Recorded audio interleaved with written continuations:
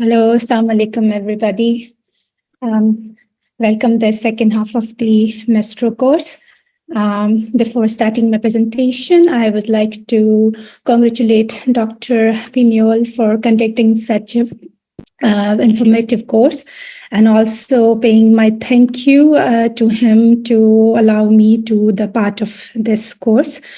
Today, I'm going to present on the small yet very effective topic, actually, and which is margin and the boost. This is something which we come across very frequently in our tumor board, and usually it is under very hot discussion during our MTTs. So,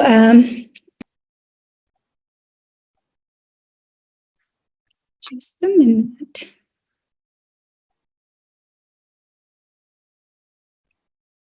So, as suggested margin, we divided margin, either it is involve, either it is close, or it is clear margin.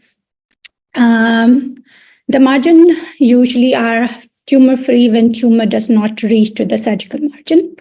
The most important factor predicting the risk of local regional recurrence is the positive margin. More than a focal positive resection margins are indications for the re-excisions usually, and the residual tumor in that cases found about more than half of cases.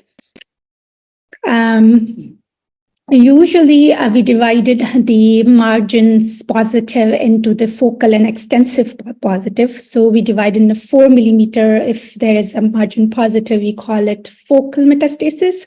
Margin positive, and if it is more than 4 millimeter, it's usually extensive margin positive. So usually with the focal metastasis, it's case-to-case scenario based, and we usually discuss this in the tumor board, but for the extensive positive metastasis, we always go back for the additional surgery.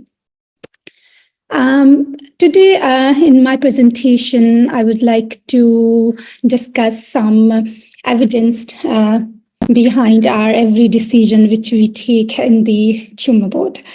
So I'm starting with a meta-analysis. This was published in the Surgical Oncology in the 2014. It was was aimed to tackle about 25% of re-excision rate.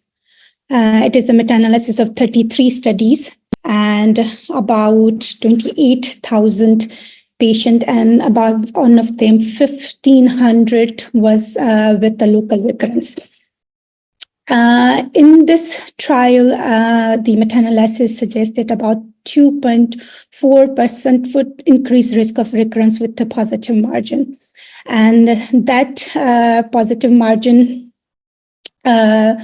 shares us the negative ink is enough, they suggest by this meta-analysis. After this meta-analysis, in ASTRO 2014, which recommended that the ink at the specimen age is acceptable to prevent the local recurrence. So if surgeon resect the tumor and there is no ink, there's a new tumor in the ink, it is enough it's acceptable for the low recurrence rate. At the same time, on the ASTRO, it was published that the positive margin, which is like ink on the invasive cancer found on the ink, is increased the twofold recurrence rate in the ipsilateral breast. And this increase recurrence rate, it's not nullified by any adjuvant treatment, either it is boost from the radiation or systemic therapy or any favorable biology. It's not will compensate this risk of recurrence with this positive margin. This is the another published data in European Journal of Cancer.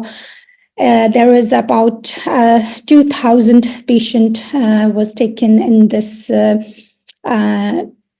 study, which can I go back? Sorry. Back. I want to go back. Yeah. Okay. Sorry for this glitch. The study conducted in the Netherlands, about more than 52,000 patients, and on all these 52,000 patients, 4% was patient with positive margin. And in this study shows that about 40% increase of local regional rate increase if margin is positive at the ink. Even with the RT and with the boost, local regional recurrence rate was not reduced.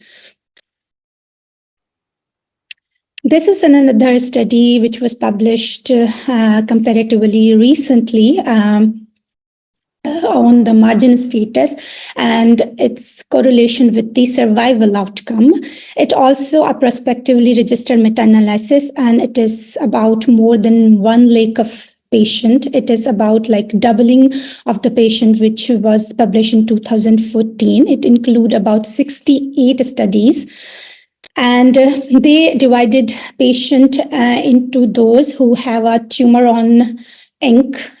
Also, they including the margin width in this study. So they include the width of less than millimeter. There was no tumor on the ink, but the closest margin less than 1 millimeter. Also, close margin less than 2 millimeter, and also less than 5 millimeter. And the prevalence of the positive in this study was 9.4%. Patient was with the tumor on ink, and close margin with less than 1 millimeter was 14.7% prevalence in these studies, and 2 and 5 was 17.8 and 24.4% respectively for less than 2 and 5 millimeter thing. In this study showed that it is comparison with negative margin versus tumor on ink. There was a benefit. There was a more local regional recurrence risk, as well as also a distance recurrence rate. This was the first study in which not only the local recurrence rate was evaluated, but also a distance recurrence rate was also evaluated. This study also compare the close margin, like width of margin, as well as compared to the negative margin. And it was also clear that even the local regional recurrence rate was higher with the close margin as compared to with completely negative margin. It says more than 2 millimeter. And so in conclusion of that study, there's a tumor associated with the increased risk of distant recurrence with the significant p-value. And with regards to the overall survival in this meta-analysis, there was favoring that the survival outcome were better for those who have more than 2 millimeter margin as compared to close margin, and of course as compared to the tumor on ink. So if I see the conclusion of this study, this meta-analysis, it says this ESCO meta-analysis, which was published in 2014, highlighted the importance of reducing re-excision rates after the breast cancer surgery, but it's focused on local, not the distance recurrence. And this meta-analysis was more focused on the distance recurrence and also the survival outcome. Chosen margin width, which was there in different width, from between 2 to 5 millimeter, is important and should minimize distant recurrence. But we are not going up to the 5 millimeter, but should be less than 2 millimeter was the optimal. At least more than 1 millimeter margin required to minimize both distant recurrence and the local recurrence in this analysis. The differing rates of margin clearance between the different continents and the countries might relate to uncertainties over optimal width of clearance in guidelines or to an overemphasis on the cosmetic outcomes. Recognizing that wider margin require further surgery, decisions about re-excision should be the product for an informed discussion between the clinicians and the patient, with full disclosure of the risk of increased distant recurrence associated with the close margin. This is another study published in the Current Oncology in 2022.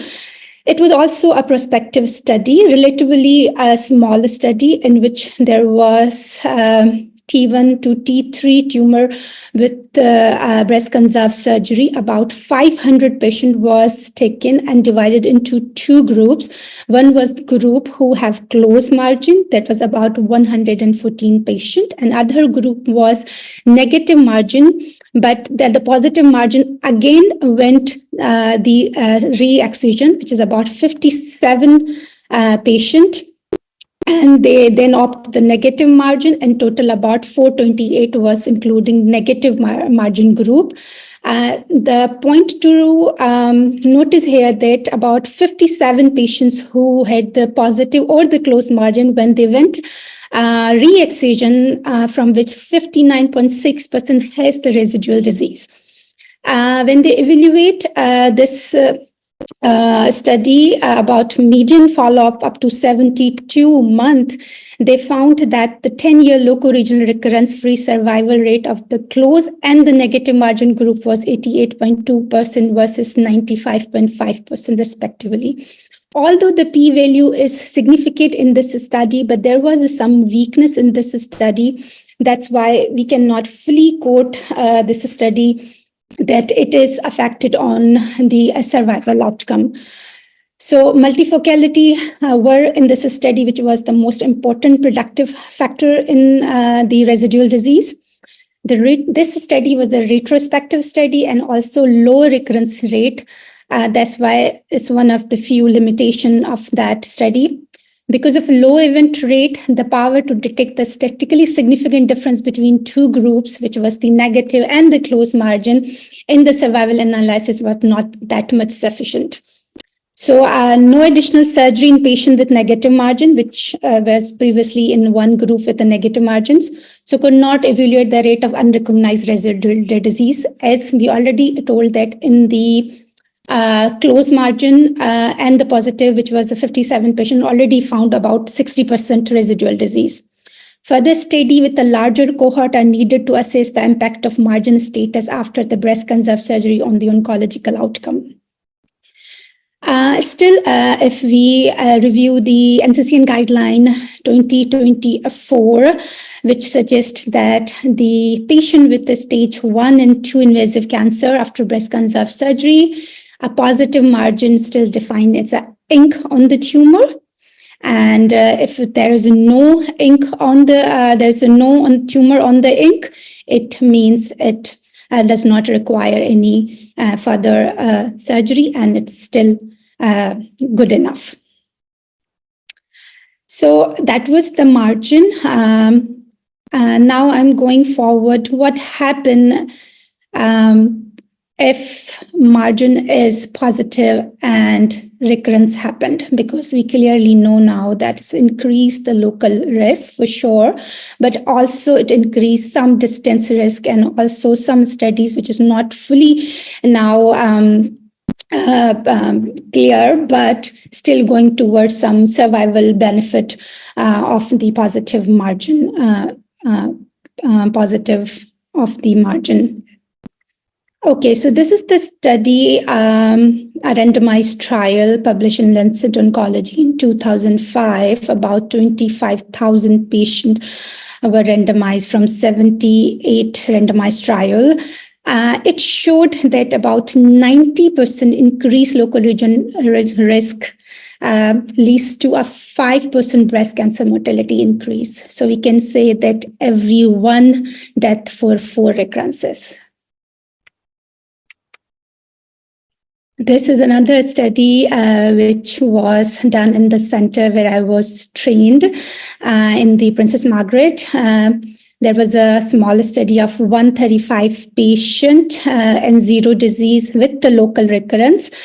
And they saw about 28.1% patient died of breast cancer, a mean of 5.3 years after a local recurrence. And that the more younger patient, the more risk of mortality after the recurrence. Now I'm going forward to the radiotherapy boost, because as we know that Close margin, of course, positive margins always require resurgery, but it's always not possible sometime because patients don't want mastectomy, and we have to go forward with radiotherapy boost. Although radiotherapy boost, we clearly say it's not covered the risk of local recurrence with the positive margin. But in some cases, we have to boost that area apart from other boost indication, which I am going to discuss now. So what we boost? So we boost always the tumor bed, which is usually after the surgery is seroma. This is our target. Because the study suggests that about 86% of recurrences happen around the surgical bed. The high dose to the small volume usually is well tolerated. The treatment acceleration is possible by either we do sequential boost, now more famous and the data proven is simultaneous integrated boost, and also accelerated partial breast irradiation, which will be later discussed by Professor Pignol. I will be discussing more boost with SIB or sequential. So there is this study, which is a landmark study by URTC to boost or the new no boost. That's about 5,000 patients with 17-year follow-up, and they took T1 and T2 from N0 to N1 disease, and they use 16 gray boost after the whole breast radiation versus no boost. And they found that local recurrences benefit 12% with boost versus 16.4% who don't receive any boost. And it was very significant p-values in this data was shown. The most important finding in this trial was that this is the only trial which was conducted according to the age levels, and it was seen that the most benefited, about 12%, was seen into those patients who have age less than 40 years old. So this study was the one who have landmark study that approve the boost benefit in the younger population. So this is the slide which I present as frank indication of the boost. So as we suggested, the young age lower than 50 is also is one of the main indication of the boost. Positive margin for those patients who cannot undergo further re-excision, either for any reason as a patient want or surgically not resectable.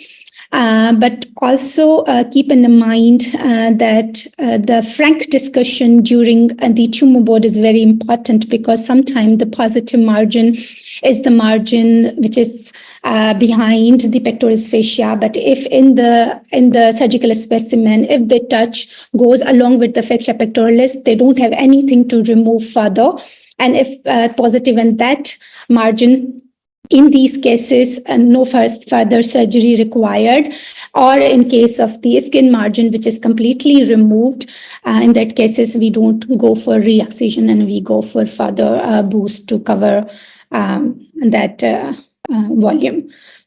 And other risk factor which require boost, in this indication, I will also now include the close margin as well, especially if there's less than 1 millimeter margin. Other risk factor which required boost is larger tumor, multifocal tumor, which is also suggested by many randomized trial that the positive margin usually who have a multifocal tumor, which is even in spite of a negative margin, they have some residual tumor inside, microscopic, the lymphovascular invasion, extensive DCIS, and hormone receptor negative and triple negative breast cancer, and grade 3 tumors. Now I'm going forward with the method of boost.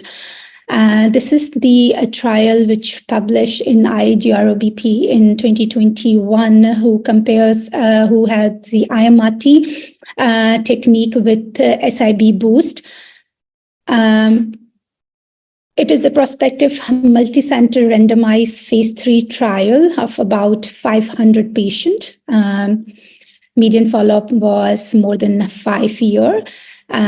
This trial resulted that 2-year local control for IMRT SIB was non-inferior compared to 3D CRT sequential boost arm. And same time, even it was non-inferior in terms of the cosmetic effect as well, both at the 6-week and both at the 2-year. There was no difference in overall survival in between both arms.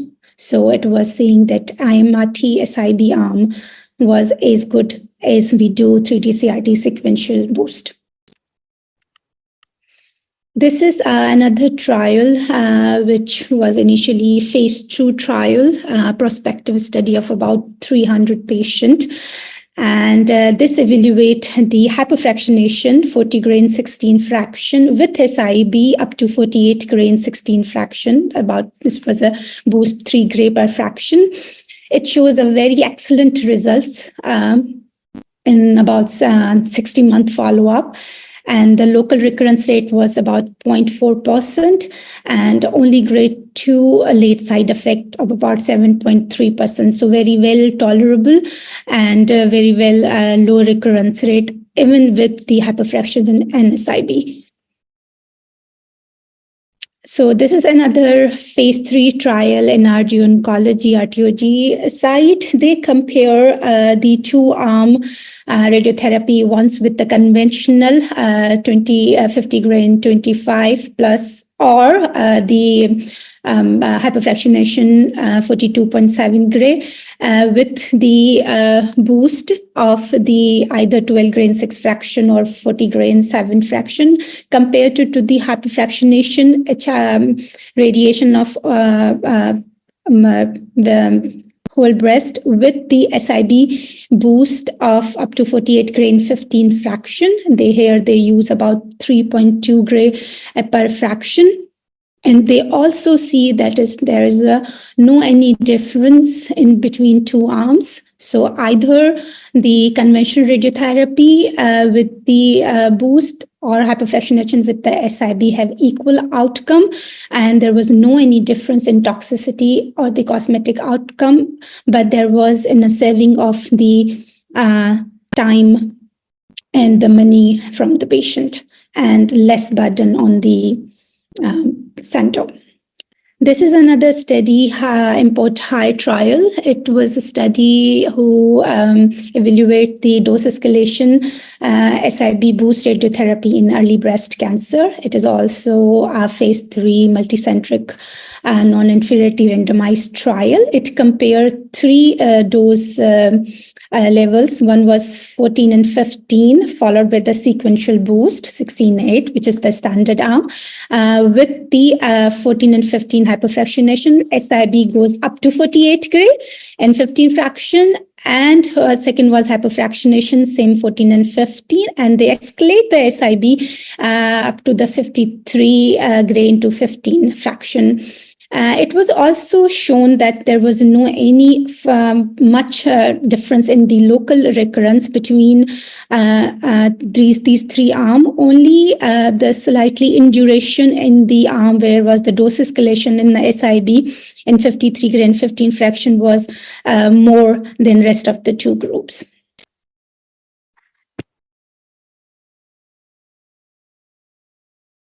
This is the newest study which was done recently because nowadays in early breast cancer, we are going more and more toward the ultra hyperfractionation. So now this study was conducting to incorporate the SIB boost within the ultra hyperfractionation. So this is the randomized is a single institution study. It was published in the Breast Journal 2021. It's a single institutional study. It's randomized about 200 patients. They randomized in two groups. One was who had this 40 grain 15 fraction hypofractionation with the SIB up to 46.8 grain 15 fraction versus 28.5 grain 5 fraction and SIB boost up to the 31 grain 5 fraction. The overall treatment time was 10 to 12 days. The physician-assessed toxicity was lower, significantly less breast, fatigue, breast edema, and dermatitis in the 5 fraction group. In addition, health-related quality of life was better in a 5 fraction group, but still it is the early response. We have to wait for long-term data for safety and see how patient doing in long run. But the initial data is very impressive that even with the hypofractionation, ultra hypofractionation in just 1 week, along even with the SIB, patient doing well in acute side effect. There's another study, it's called Hypo-RT study. This is from India and is published in Radiotherapy Oncology Journal in 2022. It is also a randomized study of 271 patients. They also randomized two groups. One was 40 grain 15 fraction versus 26 grain 5 is the fast forward dose, with those patients requiring SIB being treated to 48 grain 15 in 40 grain 15 arm, and that 26 one goes up to 32 grain 5 fraction respectively. The acute toxicity so far have reported grade 3 radiation dermatitis in 3 patients, none of whom were treated with the SIB. So no SIB patient was showing early acute dermatitis. No other than grade 3 or higher toxicity was seen, but still we are waiting for the long-term data to SIB incorporated in ultra hypofractionation. The ultimately dose fractionation of boost is another dimension in which it is likely that less will be more. We will be evaluating this soon in the future. So now I'm jumping onto the boost volume. As we know that breast cancer with the limited extent by the Holland work suggested that the microscopic disease extending up to 2 centimeter. For surgeon, they're removing the whole tumor which they seen on their naked eye plus 1 centimeter. And for us and radiation oncologists, we aim the treating seroma plus 1 centimeter and so margin. Studies demonstrate that the scar-directed boost approach missed the clip-defined tumor bed in almost 70% of cases. UK import law trial in which pairs of clips were placement has been demonstrated to be reliable and precise. And the 5-year recurrence rate was very low, about 1% in keeping with accurate localization of highest risk part of the breast.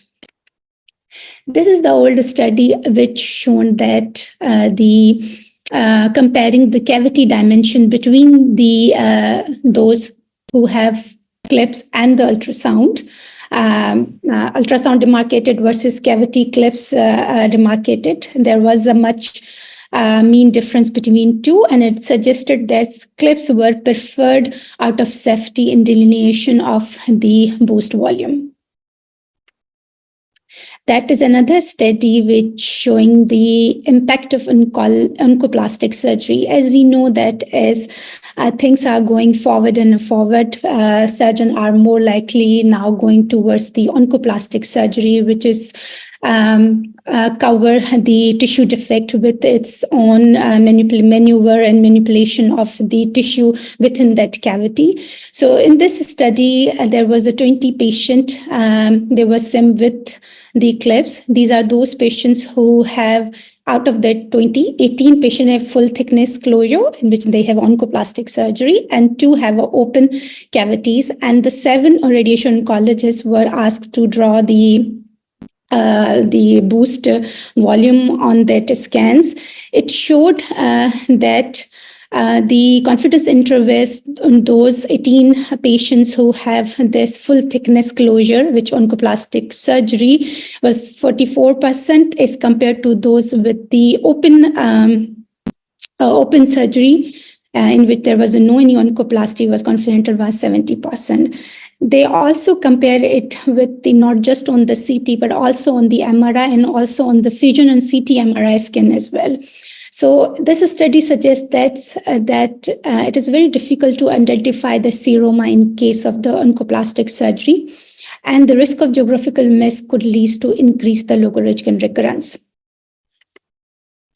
So my take-home points here is the risk associated with positive margin not nullified by any kind of adjuvant treatment. Whatever we do, if there is a positive margin, frank positive margin, the only good treatment is the surgery and the surgery, and no other treatment can save that. No tumor on the ink is still a standard of care, and but the margin size of 1 millimeter, I would say, is desirable if cosmetic outcome is allow us. MDT and the patient involvement in the decision making is the crucial in every step.